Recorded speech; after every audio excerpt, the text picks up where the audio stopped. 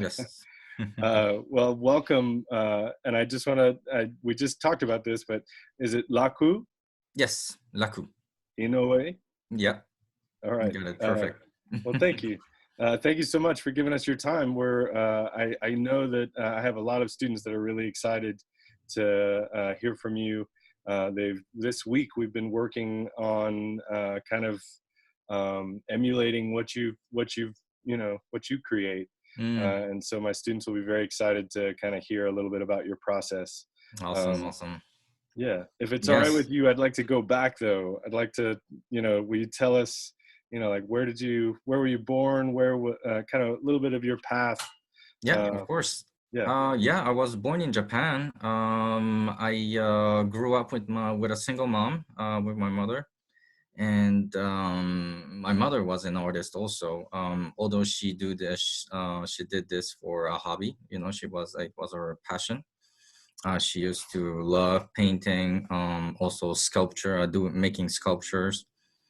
She's also a gardener, so I guess my love for everything that grows comes from there. And yeah, she influenced me greatly on what I do right now. And yeah, at age of 9, we moved to Montreal. She besides making art and painting, she was her full-time job was being a translator from English to Japanese. And so at that point, my stepfather, which is Quebecois, so he's a Canadian, he used to teach karate. So he's a karate teacher. And at that time, he had to go back to Japan to pass a certain test to become an official karate teacher here in the West. So he went back to Japan, but he didn't speak very much Japanese, so he needed a translator. So that ended up to be my mother, and that's how they met. And yeah, we all followed him to Canada. And then yeah, from there on, I always loved creating. My mother used to always encourage me to create things and make stuff. So I was always into art. And then yeah, here we are now, doing what I do. And was your stepfather on your website? Is there a homage to him? Is that what I Yes, saw? yes, exactly. Yeah, he passed away 2 years ago already. Wow, time fly by. But yeah, he was a very good person. Uh, he um, he did, how can I say? He welcomed me in his family. Even if we weren't blood related. Yeah. So it was really nice for him. Yeah, and that was the piece was beautiful that Oh, you thank you. created there. Yeah, the Um, white tiger. yes, I have. Yes, Towards the end of our interview, I have several students that have had questions about that piece specifically. So, of course. Ask uh, away. when you so through school, did you study art? Like, was it really important to you, like in elementary and middle and through high school? I would say, even though not officially, art and learning art, so educational art, was always part of my of me growing up. I did take many classes, including graphic designs, painting classes, acrylic oil, sculpture classes, just crafting also. They had classes for that too. And a little bit like my mother, I like to touch many things. I'm a very curious person, so I tend to drift from one technique to another. And then, although right now I'm more stable in a sense that I know the materials that I want to work with, and I have a clear vision of what I want to make. But back then, I was experimenting a lot. And But would you yeah. say, do you still experiment, or are you pretty much you're on your path now? No, experimenting is always within, always something that I do and something that I try to promote to everyone.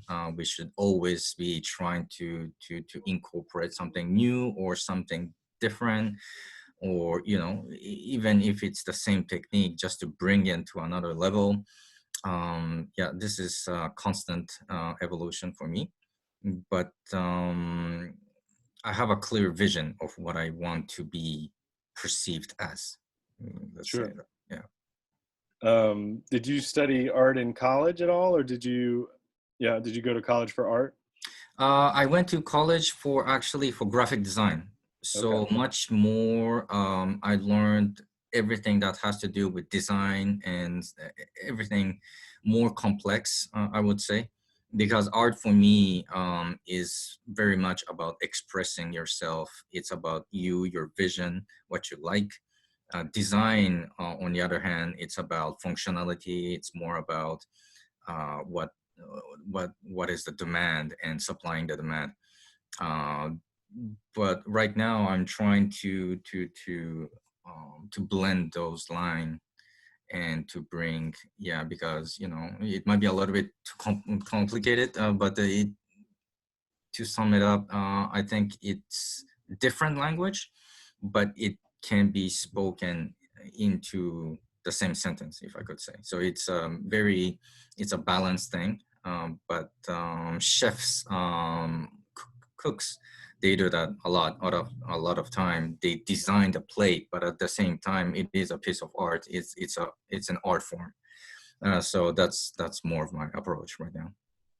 So and I was going to ask, do you feel like your graphic design path has benefited you with, what you do currently? And Definitely. yeah, Definitely. I think a lot of artists tend to express themselves, and it will end there. But with the design background, there's a way to put this into a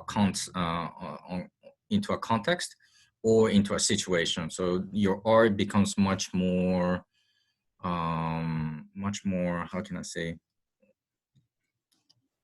it's all encompassing, because it's not only about you, it's not only about what you want to make, it's about what people needs, what people are looking for. So it's interesting because you get to be creative still, but at the same time, there's this challenge of thinking about what people are looking for and what people need.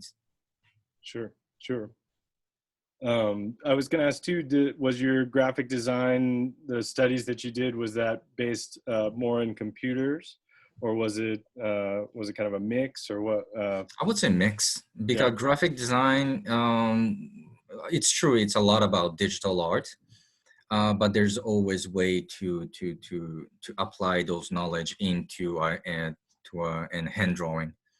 How you captured your subject when you take a picture of it, your knowledge about graphic design and how your composition should be applied to your art, it becomes very handy.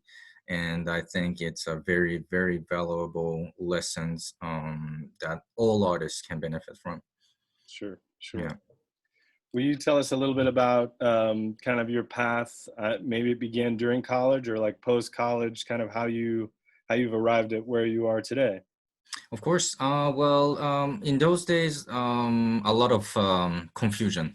So, obviously, I was growing up. I was still looking for my real identity, my artistic identity, also my personal identity, also because when you grow up, you still figuring out the thing that you like, the things that you dislike, and these notions are very important for you to realize yourself, to fulfill, to be fulfilled.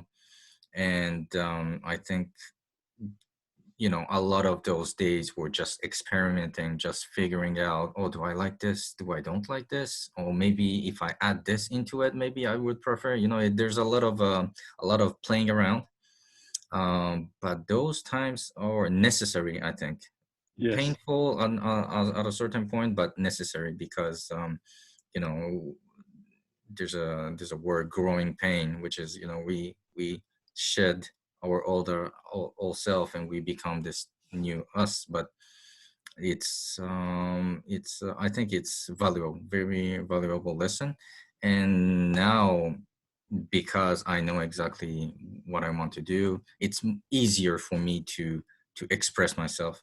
Because a lot of time when we create, it's, we have this vision, but maybe we don't know how to express ourselves, or we maybe the vision is not clear enough.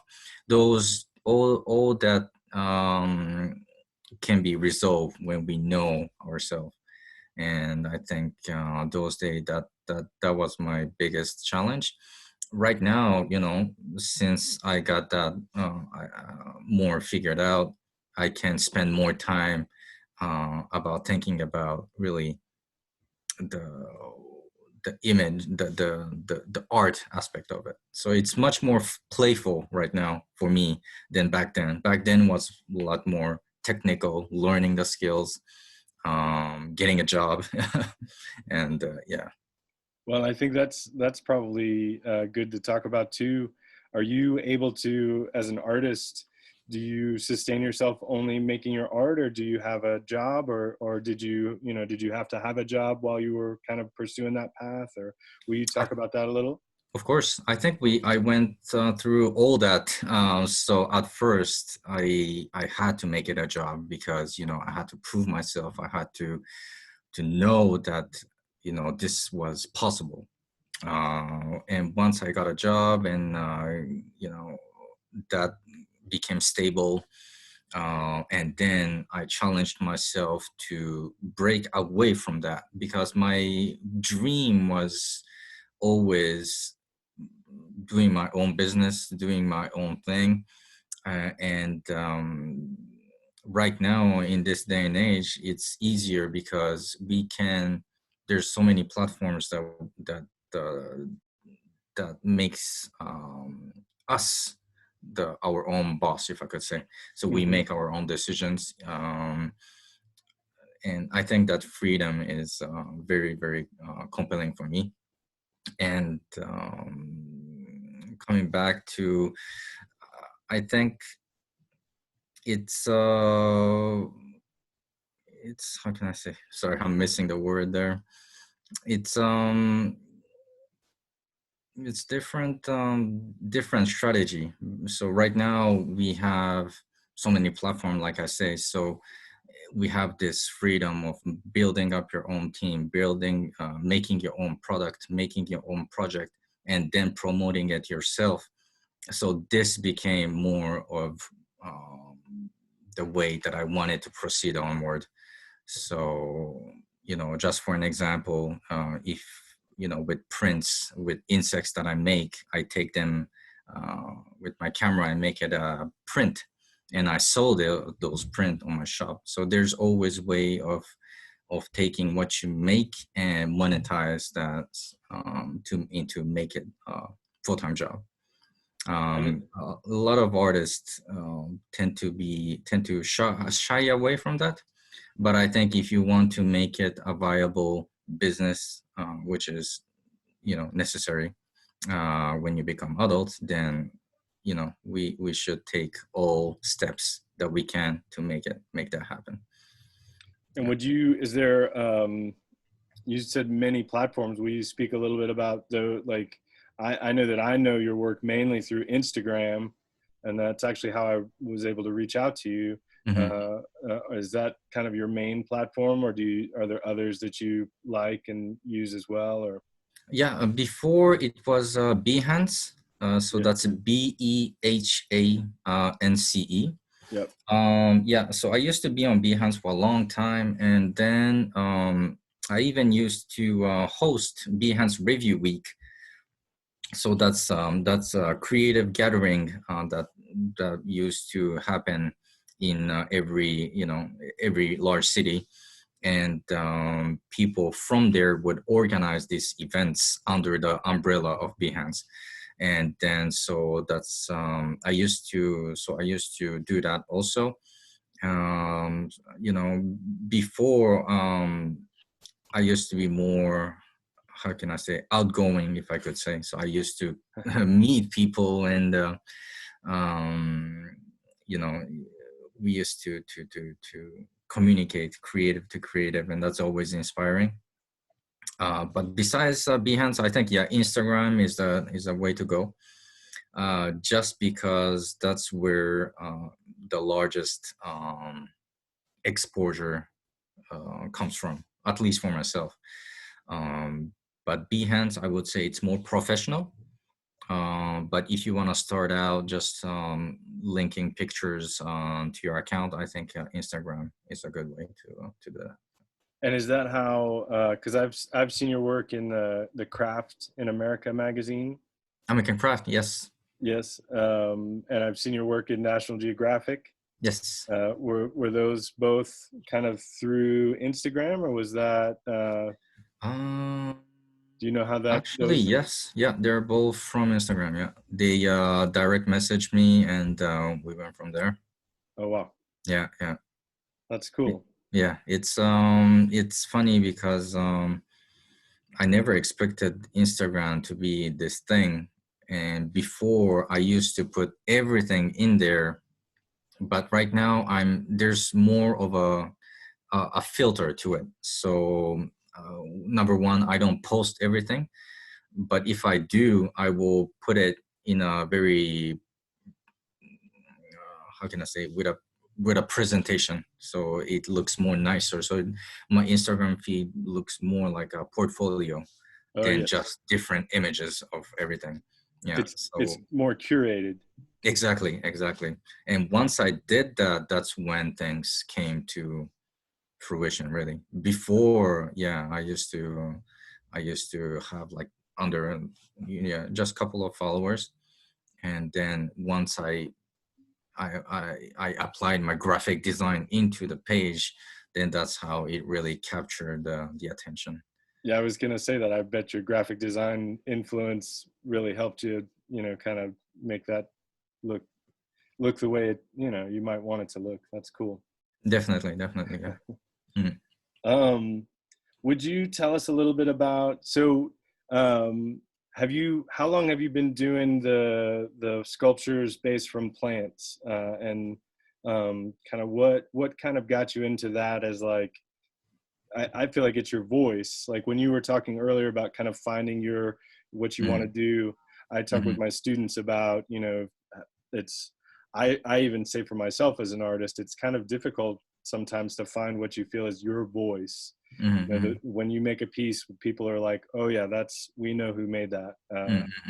Mhm. Will you talk a little bit about how you arrived at creating the sculptures of insects?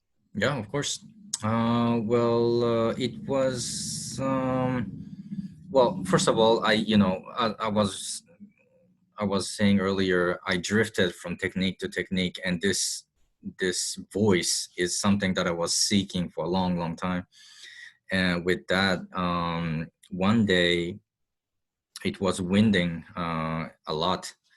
There was a lot of wind, and I have a nice backyard, and there's a rose bush right on the left side of our yard, and those petals are very fragile, especially at the end. So every petals just uh, was blown onto the ground. So I picked those up, and I just wanted to make something. And the first thing that popped on my mind was a shape of a scarab. So I made that, and then I liked it so much. It was very fulfilling. It's something that I made within few minutes, and then the way it made me feel, it was very fulfilling and compelling. And I saw all different possibilities of making other insects and other animals. And you know, if I go back to when I was learning, all the art that I felt the most fulfilling is something that I made really quickly, Oh but yeah. with a result that I really liked, appreciated. Those it doesn't happen a lot of time. It actually it's a it doesn't really happen a lot of time, and it's a rare occasion. And but when it happens, it really it's a good feeling. I was gonna. So It's like a flow almost. You hear about that in exactly, sports and with yeah, yeah. yeah.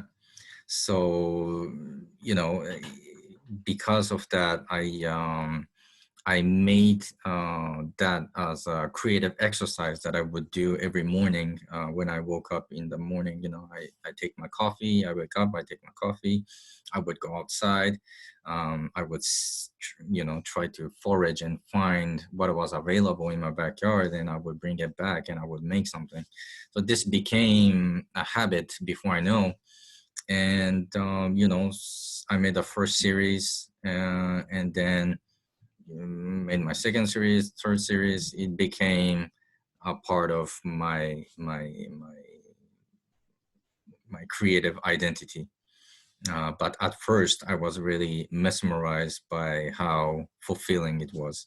So it was much more of a emotional connection there, I think, than other Yeah, art that I made. it sounds almost like a like it was meditative, like it was a just kind of a that's cool.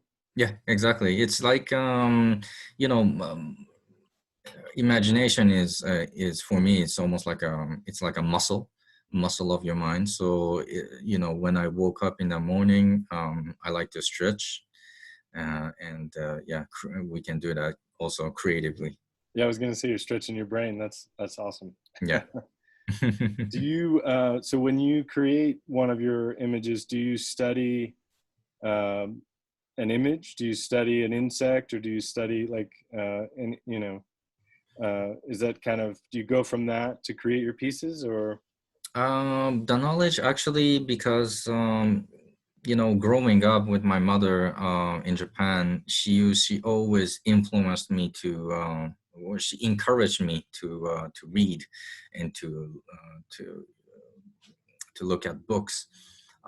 But when I was young, I wasn't really into reading, but I was always visual. So I would flip through encyclopedia, comic books, magazines, whatever I could find visually, and I would learn that not by reading, but rather looking at it. sure? Growing up, I had these encyclopedia of insects.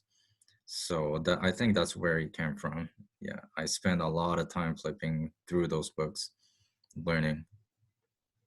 And when you are there, will you take us through just maybe just kind of how you're thinking? Like one of the things that when I look at your pieces, and I was trying to think about how to help students try to create their own, like one of the things that stands out to me is like the placement of your legs, Mm, or like they're so detailed, and mm, so I feel like there's such a, if those legs aren't done in that way, then your insects don't look the way that they do. Like mm, I can just see. So will you mm, talk a little bit? Like I know that my students have wondered, like, do you use glue? Do you press your leaves or things? Just some of those little bits. sure. Well, first, I would start by thinking about the silhouette of the insect. So that's the I would say the most important thing. If the silhouette doesn't look like a dragonfly, no matter how you place your flower on top of it, it will never look like a real dragonfly. So your starting point has to be very precise. Then you try to lay different pieces that you found throughout the nature on top of it. So you are actually following the silhouette. You're filling up the silhouette with your flowers. So your end product, your end artwork should, in theory, look like the shape that you have created at first. Do you do, Before, do you yeah. sketch your silhouette, or do you just visualize it? Sometimes I sketch it. Yeah. Yeah. So for more complex design, I would sketch. But for easier one, I would just go just like that. No sketch. And also, you don't want the drawing, the pencil outline to come through the Yeah. art, so you need to think about that also. So it really depends what flowers or what leaves you're using. But yeah, I would start with that, and then for the glue, yeah, before, no, I used to do it without glue, without tapes. But this, with time, this became a job, because this is something that people would ask me to do for the magazine, for the cover of a book or whatever I had to do. So when your hobby becomes a job, there's certain decision that you have to take in order to make this um, More efficient. more efficient. Exactly. Yeah. So a little bit tape of a little bit of tape here and there. It can happen, but it's not. I was never in the mindset of not taking those tools to make my vision happen. So it's yeah, it happens. Glues and yeah. Is there do you try not to do that, or now do you pretty much work where you've got those tools at your, available to you? And if so, would you tell us about maybe some of the tools that you like or that you prefer, or if Hmm. there's any, things that you would Yes, recommend? of course. I don't know if I have it here, but this is something that I use often. So Oh yeah. this is very useful, because sometimes you have tiny pieces that you have to move around. So this becomes very handy, and also a nice clip, which is also very useful. But besides those two, not much more, really. Yeah, yeah. Yeah. And I noticed too, like, again, going back to the legs, it seems like sometimes you make a very precise cut, like the angle is very, like it's just very considered. uh Mhm. is that true? Yes, I think it's the easiest way to think about is this is like a jigsaw puzzle where yourself is creating every piece.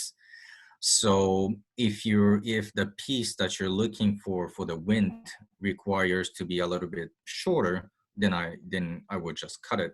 The same thing with the legs. If I need the legs to be like this and not like that, I would, I would cut the pieces in a diagonal, so that the second piece will attach very nicely. Um, but yeah, those are techniques that I employ.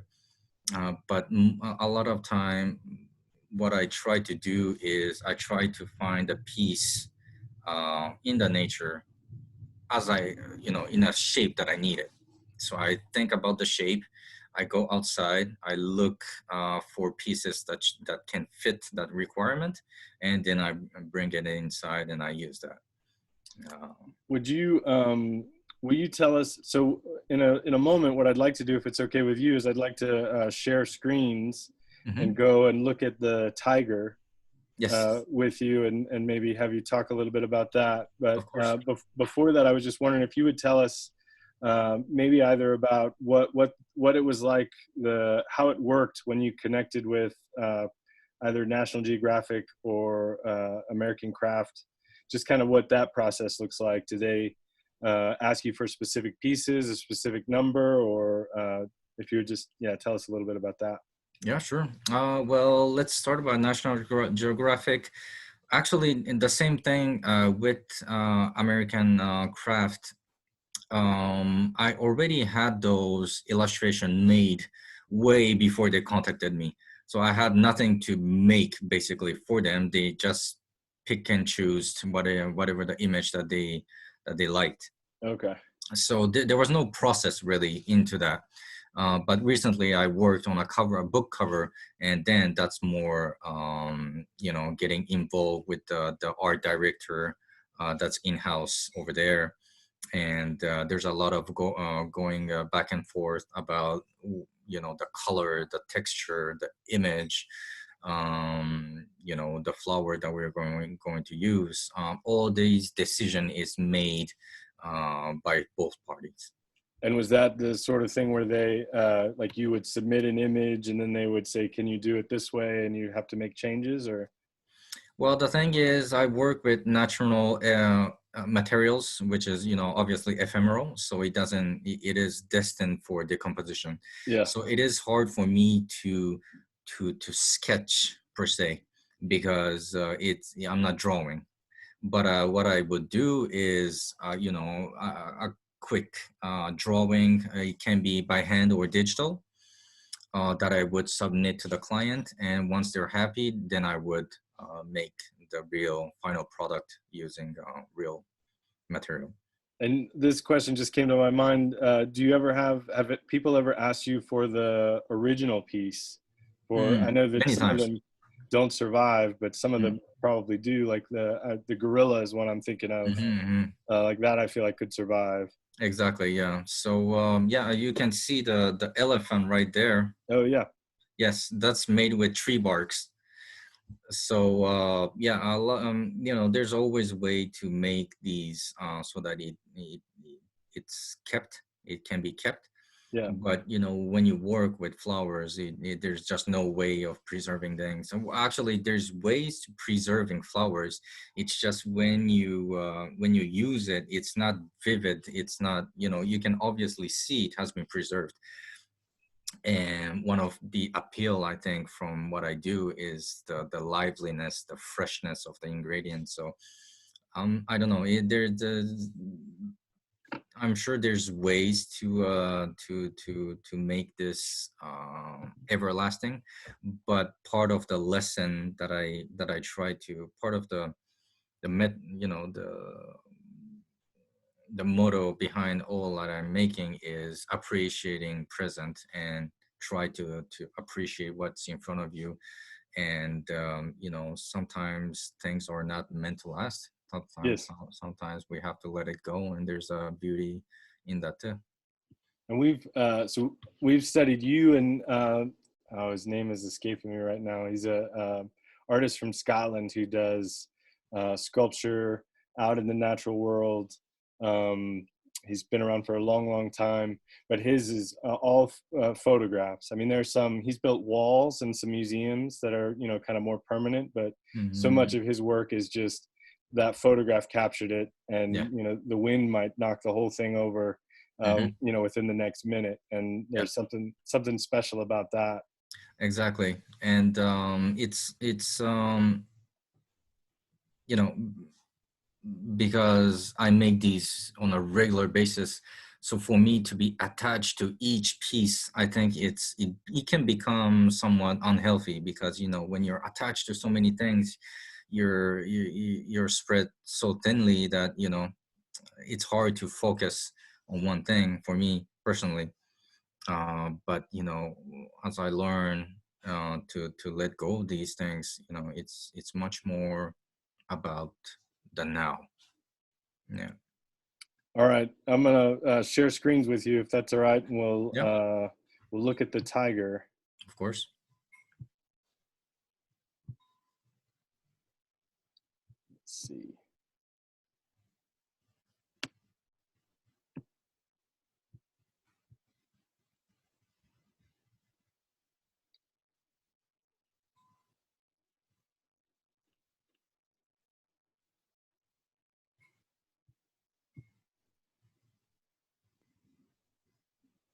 How much time would you say do you spend on your website, like maintaining your website? And Maintaining it, I not not too much, I would say, because I have so many things that I have to upload still.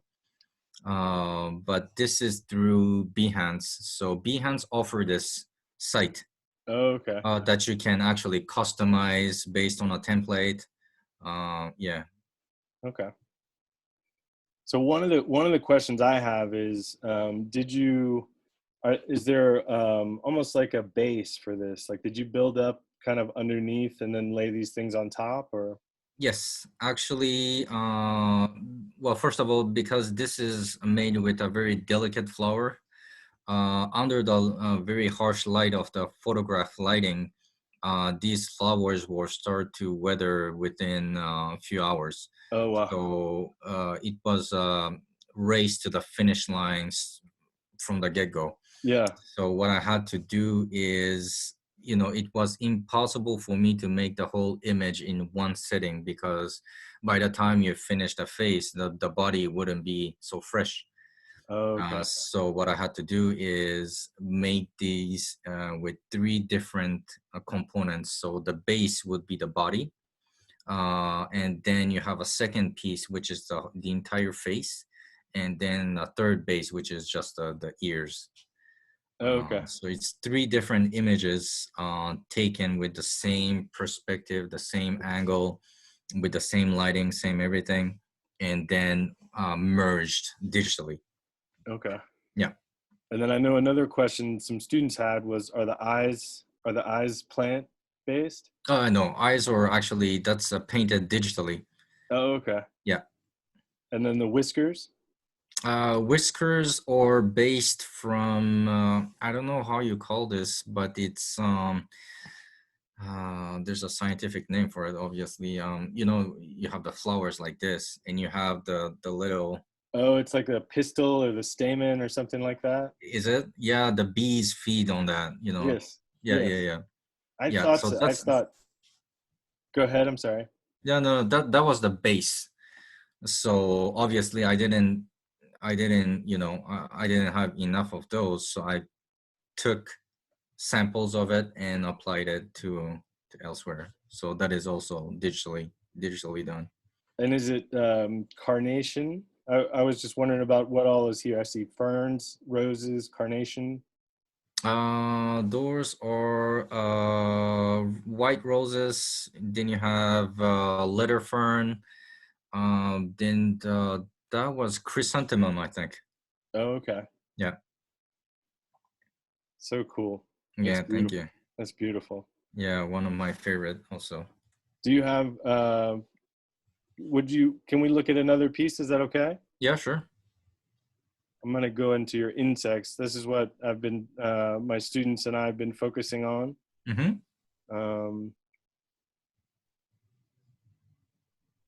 and if anything jumps out at you that you would like to talk about, just let me know. Sure, sure, sure. So like this piece, Yeah. will you tell us a little bit about, creating it or your. Yeah. This was all the flowers was supplied by a flower farm, which is based in Ecuador. They contacted me through Instagram again, and they offered me to ship me a lot of these flowers for me to use. So yeah, obviously I said yes, and this is what I created. We made many series with them in the past. And will you tell me about is this your signature, the symbol down at the bottom? Yeah, we call this hanko in Japan, in Japanese. Basically a signature stamp. Traditionally in Japan, we don't sign, we stamp. So this was made I'm sorry, by a hanko artist. I was trying to zoom in on it. Oh, it's all right. um, I'm sorry, you were saying so it was made by a traditional artist? Yes, traditional professional. I wouldn't say artist, but he was he makes these things professionally in Japan. And does it represent your name or? Yeah, Raku. Okay. Yeah. All right. Well, I just want to look real quick if it's okay. I want to see if there are any other questions. I feel like I've kind of gotten what my students had sent, Mm-hmm. or maybe there were some that you might think that stood out to you, perhaps. Um, have you been influenced, would you say, by any other artists? Yes, I would say every artist that I find or meet inspires me or influence me in a way. It's hard for me, because I said earlier, I'm a very curious person. I like to see what other people do, and trying to figure out what techniques they use, the do's and don'ts. Oh, this is very, very inspiring to me. So yeah, I mean, that person doesn't have to be a professional artist for me to get something out of what he's doing or she's doing. Um, but yeah, I mean, only on even on Instagram, I follow many artists, and a lot of them do different things. Some of them are photographers, some of them are more into like digital art. Some of them make collectible toys. Yeah, I'm really Yeah. all over the place when it comes to inspiring myself. I talk about that with my students as well, just how Instagram for me is like a it's like food for my creative brain in a lot of ways, just seeing what other people are doing. And Mhm. oftentimes I'll see pieces, and like you mentioned, it'll inspire like curiosity, just as like how did they do Mhm. that, or what, Yeah, yeah, like yeah. what's driving that. And Mhm. I think that's great. Yeah. And then this is another one that stood out to me. um, is there a piece of advice that you've been given, like the best piece of advice that you received?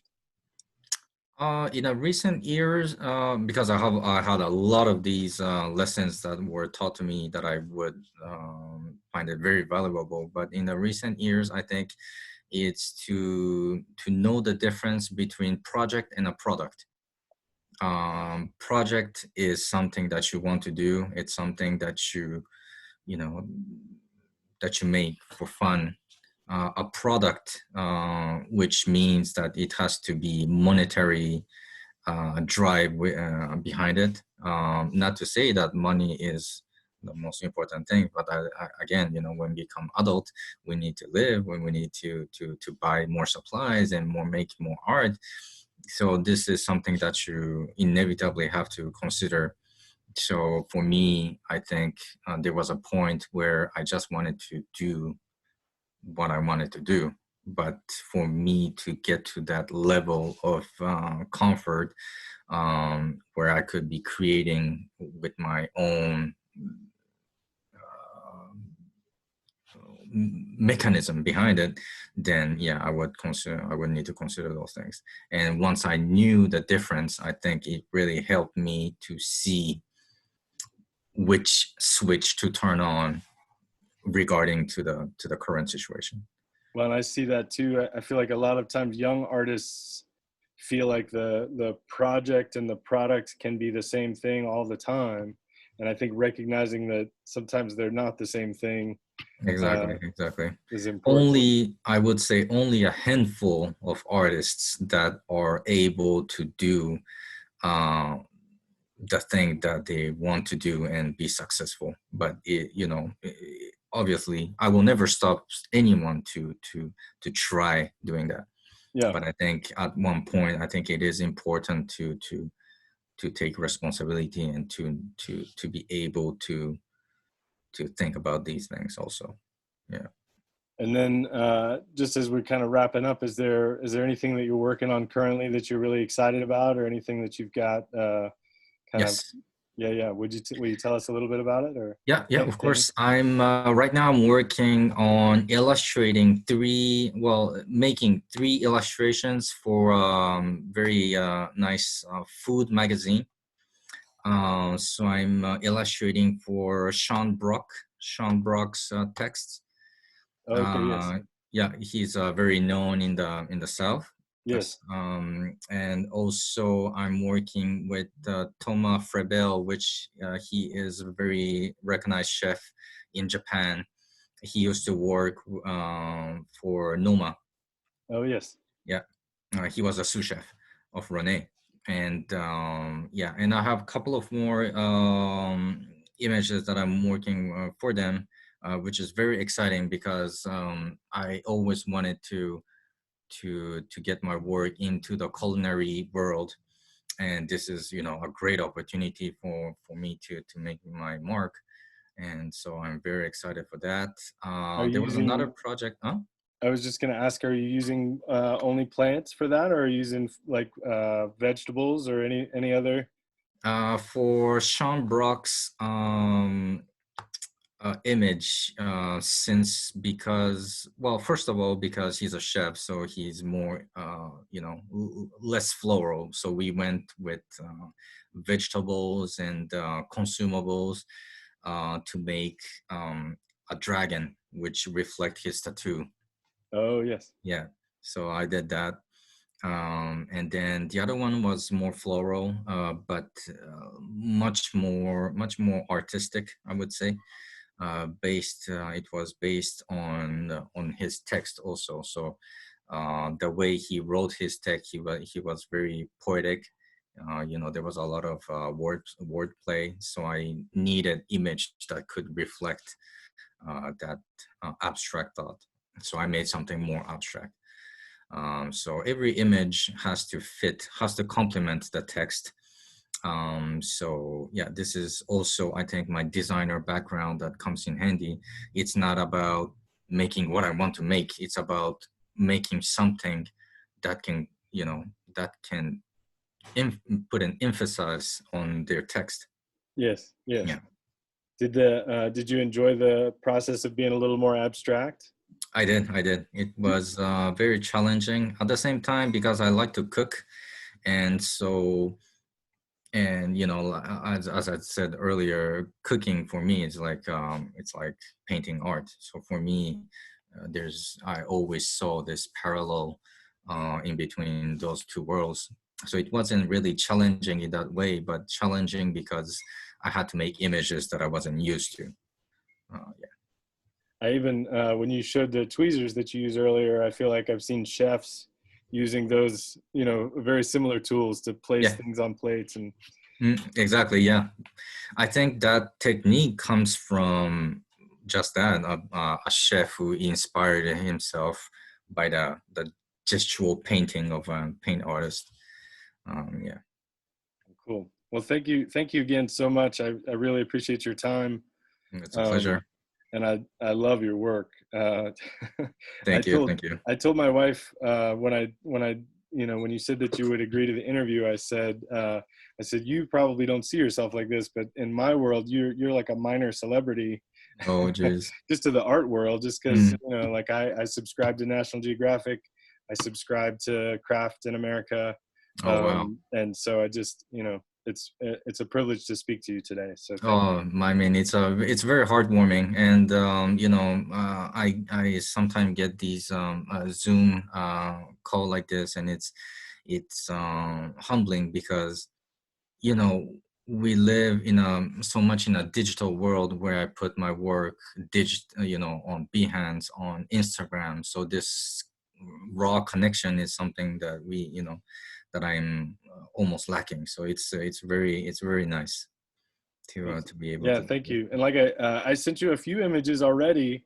Yes. that my students have done, and Yeah. I'll send you more because I expect that we'll have some beautiful creations in this next coming week. So Oh, that's awesome. And I would love to give some feedbacks and everything. oh, Yeah, okay, yeah, yeah. awesome, wonderful. All right, well, thank you. I'm gonna Thank you. And again, thank you very much and take care and be safe. yeah, you too. All right. Thank you.